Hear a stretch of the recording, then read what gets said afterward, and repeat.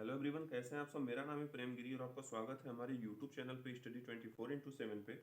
तो इन दिनों हम वाइस प्रेसिडेंट यानी उपराष्ट्रपति की चर्चा कर रहे हैं और इसके बारे में चीज़ें देखते रहे। इससे पिछले की क्लास में हमने देखा था कि उपराष्ट्रपति किस अनुच्छेद में आते हैं, किस पार्ट में आते हैं, भारत के पहले उपराष्ट्रपति कौन थे, उपराष्ट्रपति का जो पद है वो कहाँ से लिया गया था। ये भी बताया गया था कि उपराष्ट्रपति जो होता है वो संसद के किसी भी सदन का सदस्य नहीं होता, यानी कि राज्यसभा और लोकसभा का सदस्य नहीं होता है। ठीक है, तो ये सारी चीजें हमने आपको पिछली क्लास में डिस्कस किया था। जो बच्चे भी पिछली क्लास की वीडियो नहीं देखे हैं जाके देख सकते हैं।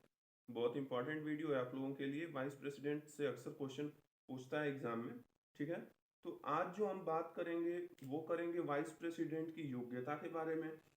एक उपराष्ट्रपति बनने के लिए क्या क्या शर्तें आवश्यक हैं वो उसकी चर्चा करेंगे। उसका निर्वाचन की पद्धति क्या होती है, किस प्रकार उसका निर्वाचन होता है, शपथ कौन दिलाता है, उसका कार्यकाल कितना होता है, इन बातों की चर्चा हम आज की वीडियो में करेंगे। ठीक है, तो चलिए बिना देर किए शुरू करते हैं। सबसे पहले हम ये देखेंगे कि एक उपराष्ट्रपति बनने के लिए योग्यताएं क्या क्या होती हैं। ठीक है, हम योग्यताओं की बात करेंगे सबसे पहले कि क्या क्या योग्यता होनी चाहिए व्यक्ति में कि वह राष्ट्रपति के पद के लिए खड़ा हो सके या राष्ट्रपति के पद के लिए हो। ठीक है, तो सबसे पहले हम इसमें देखेंगे कि उसकी योग्यता होनी चाहिए।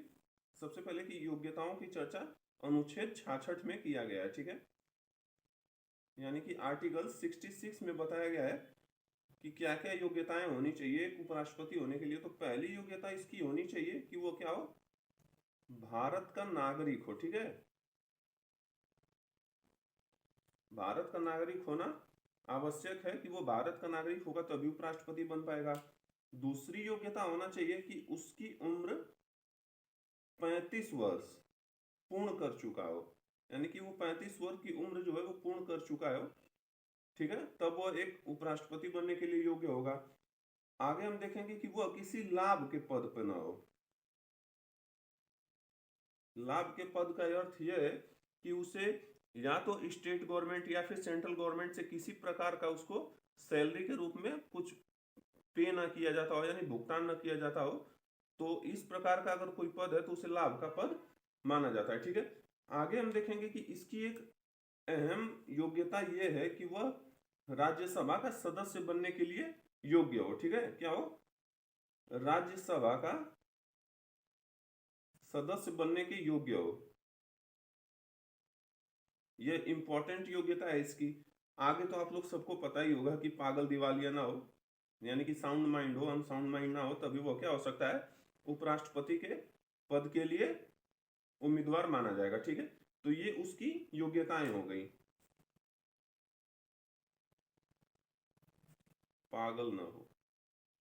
ठीक है, तो ये तो हो गई उसकी योग्यताएं कि एक उपराष्ट्रपति के लिए क्या क्या योग्यताएं होनी चाहिए कि कब वो राष्ट्रपति एक व्यक्ति बन सकता है। ठीक है, ये तो ये योग्यताएं हो गई। अब हम आगे बात करेंगे कि शर्तें क्या क्या हैं। ठीक है,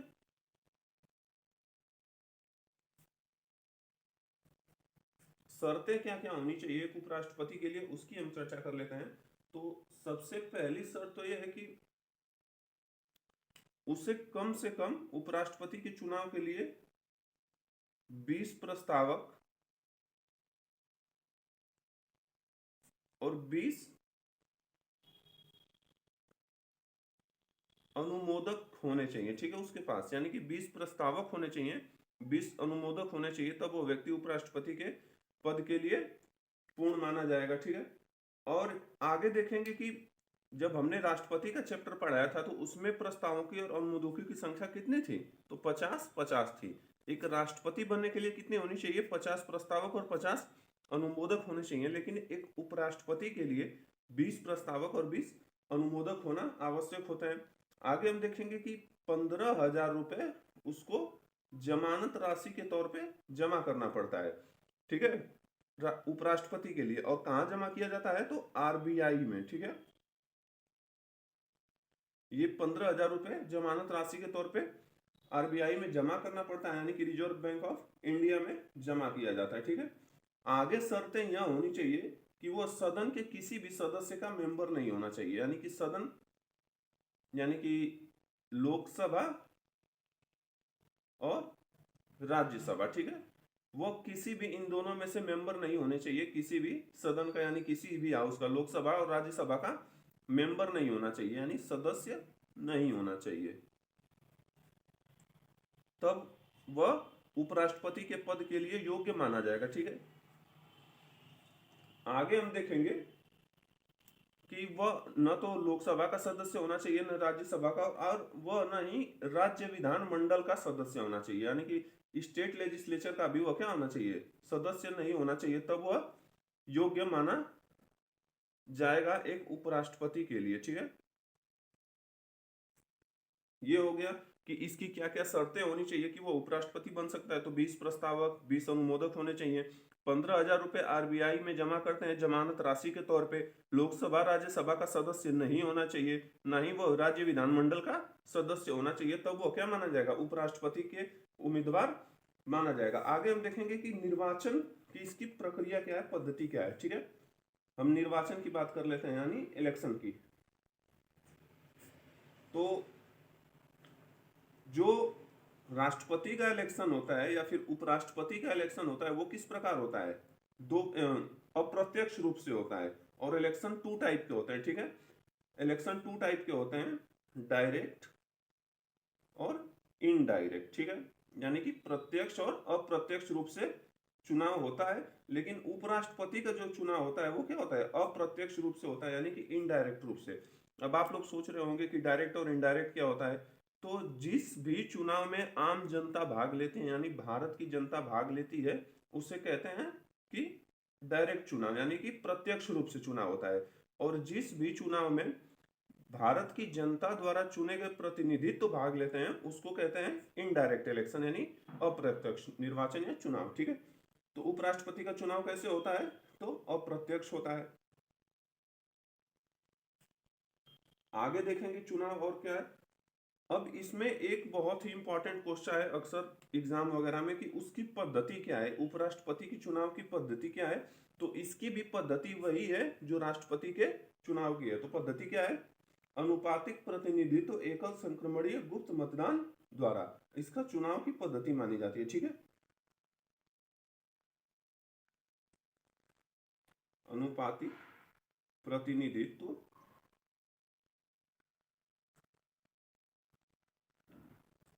एकल गुप्त मतदान द्वारा। ठीक है,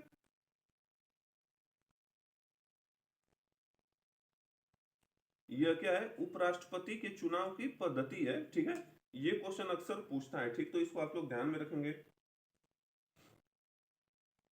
अब ये देखेंगे कि उपराष्ट्रपति का जो इलेक्शन होता है उसमें कौन कौन भाग लेता है। तो राष्ट्रपति के इलेक्शन में आपने देखा था कि कौन कौन भाग लिया था, तो उसमें जितने भी निर्वाचित सदस्य होते हैं, यानी कि लोकसभा, राज्यसभा, राज्य विधानसभा और दिल्ली पौंडीचेरी के जितने भी निर्वाचित सदस्य होते हैं वो राष्ट्रपति के इलेक्शन में वोट लेते हैं। लेकिन उपराष्ट्रपति के इलेक्शन में यानी कि निर्वाचन में कौन कौन भाग लेता है, तो संसद के दोनों सदन के सदस्य, संसद के दोनों सदनों के सभी सदस्य, संसद के दोनों सदन के सभी सदस्य क्या लेते हैं, भाग लेते हैं इसमें।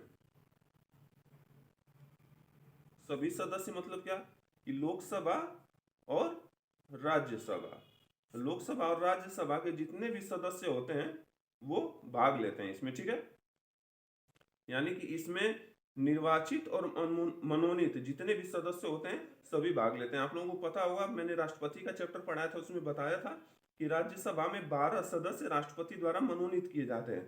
तो ये जो 12 सदस्य होते हैं ये भी क्या करते हैं, उपराष्ट्रपति के चुनाव में भाग लेते हैं। ठीक है, अब आगे हम देखेंगे कि शपथ कौन दिलाता है। ठीक है, पिछले क्लास वीडियो में आप लोग देखे होंगे राष्ट्रपति की, जब मैंने बताया था तो उसमें बताया था राष्ट्रपति का जो शपथ प्रक्रिया होता है वो CJI के द्वारा होता है, यानी कि चीफ जस्टिस ऑफ इंडिया के द्वारा उसको शपथ दिलाया जाता है। ठीक है, यहाँ पे उपराष्ट्रपति को शपथ कौन दिलाता है, तो राष्ट्रपति दिलाता है। ठीक है, यानी कि उपराष्ट्रपति राष्ट्रपति के समक्ष अपना शपथ लेता है। ठीक है, ये हो गया। आगे बात करेंगे हम कार्यकाल की। यानी कि कितने कार्यकाल के लिए उपराष्ट्रपति को क्या किया जाता है, उस पद पे रहता है, बना रहता है। ठीक है, तो राष्ट्रपति कितने वर्ष के लिए बना रहता है, तो 5 वर्ष के लिए। यानी कि उपराष्ट्रपति का भी जो कार्यकाल होता है वो कितने वर्ष का होता है, तो 5 वर्ष का होता है। ठीक है, और 5 वर्ष का कब होता है, जब से वह जिस दिन से अपने पद पर बनता है उस दिन से 5 वर्ष के लिए अपने पद पे बना रहता है। ठीक है, और उपराष्ट्रपति अपने पद के लिए दोबारा निर्वाचित हो सकता है, यानी कि दोबारा वो इलेक्शन लड़ सकता है उपराष्ट्रपति के लिए, कोई भी व्यक्ति। इसमें कोई बाउंडेशन नहीं है कि एक व्यक्ति उपराष्ट्रपति के लिए बस एक ही बार चुनाव लड़ सकता है, इसमें कोई ऐसा बाउंडेशन इंडिया में नहीं है। ठीक है, तो जितनी बार चाहे वो चुनाव लड़ सकता है। आगे हम देखेंगे कि उपराष्ट्रपति, यहाँ देख लें योग्यताएं हो गई, उसकी शर्तें क्या क्या हो गई, निर्वाचन हो गया, उसको शपथ दिला दिया गया। अब हम आगे देखेंगे कि उपराष्ट्रपति को हटाने की प्रक्रिया क्या है, यानी किस किस तरीके से उपराष्ट्रपति को हटाया जा सकता है। ठीक है, तो यहाँ पे हम देख लेते हैं हटाने की प्रक्रिया, यानी किस किस स्थिति में उपराष्ट्रपति को हटाया जा सकता है, यानी कि उसका पद रिक्त हो सकता है। तो जैसा कि आप लोग जान सकते हैं कि वह अगर अपने पद से इस्तीफा दे दे, यानी अपने पद से रिजाइन कर दे, तो वह क्या हो सकता है, उसका पद खाली हो सकता है। और वो रिजाइन किसको करेगा, तो राष्ट्रपति को करता है। ठीक है, राष्ट्रपति को त्यागपत्र देता है। इंपॉर्टेंट क्वेश्चन है, अक्सर पूछता है। और राष्ट्रपति अपना त्यागपत्र किसे देता है, तो उपराष्ट्रपति को देता है। ठीक है, ये आप लोग ध्यान में रखेंगे। आगे हम देखेंगे कि उपराष्ट्रपति को हटाने के लिए महाभियोग प्रक्रिया जैसी कोई भी शब्द यूज नहीं किया गया है, क्योंकि राष्ट्रपति को हटाने की क्या प्रक्रिया है, उसे महाभियोग प्रक्रिया के द्वारा हटाया जाता है। लेकिन उपराष्ट्रपति को संसदीय कार्यवाही का शब्द दिया गया है, संविधान में महाभियोग प्रक्रिया का इस्तेमाल नहीं किया गया है उपराष्ट्रपति को हटाने के लिए। ठीक है, तो संसदीय कार्यवाही के द्वारा उसे हटाया जाता है।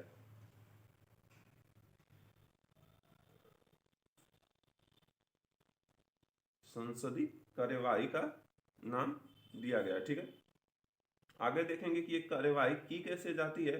तो राष्ट्रपति को महाभियोग लाने के लिए राष्ट्रपति पे संसद के किसी भी सदन द्वारा लाया जा सकता था, यानी राष्ट्रपति पे लोकसभा या फिर राज्यसभा किसी भी सदन द्वारा महाभियोग की प्रक्रिया शुरुआत की जा सकती थी। लेकिन उपराष्ट्रपति को हटाने के लिए सर्वप्रथम प्रस्ताव जो है कहाँ पारित होता है, वह राज्यसभा में होता है।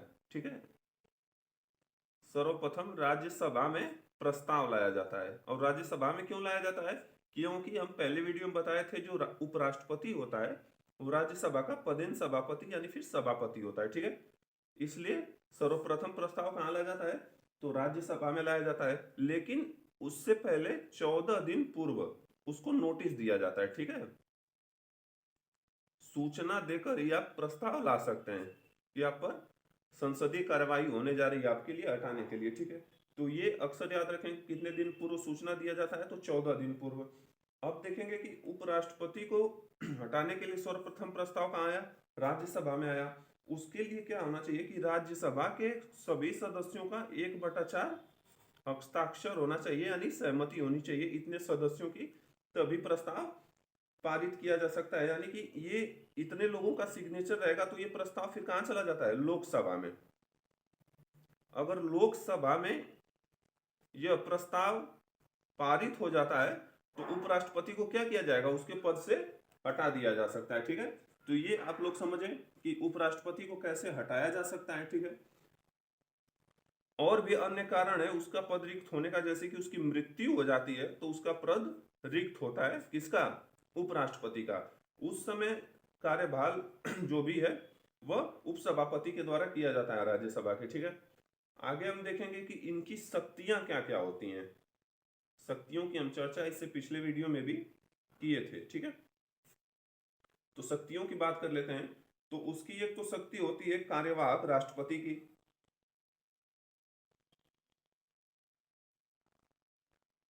कार्यवाहक राष्ट्रपति की, और यह किस अनुच्छेद में मेंशन किया गया था, तो अनुच्छेद 65 में। ठीक है,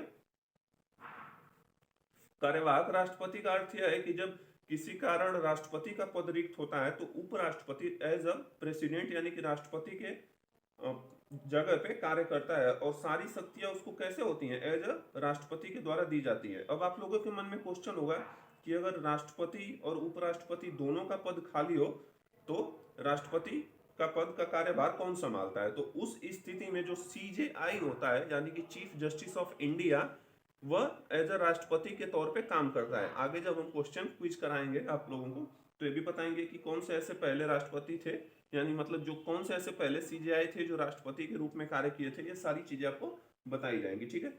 अभी शक्तियों की बात कर रहे हैं, आगे हम देखेंगे कि और इसकी एक शक्तियां क्या है। तो राज्यसभा का सभापति,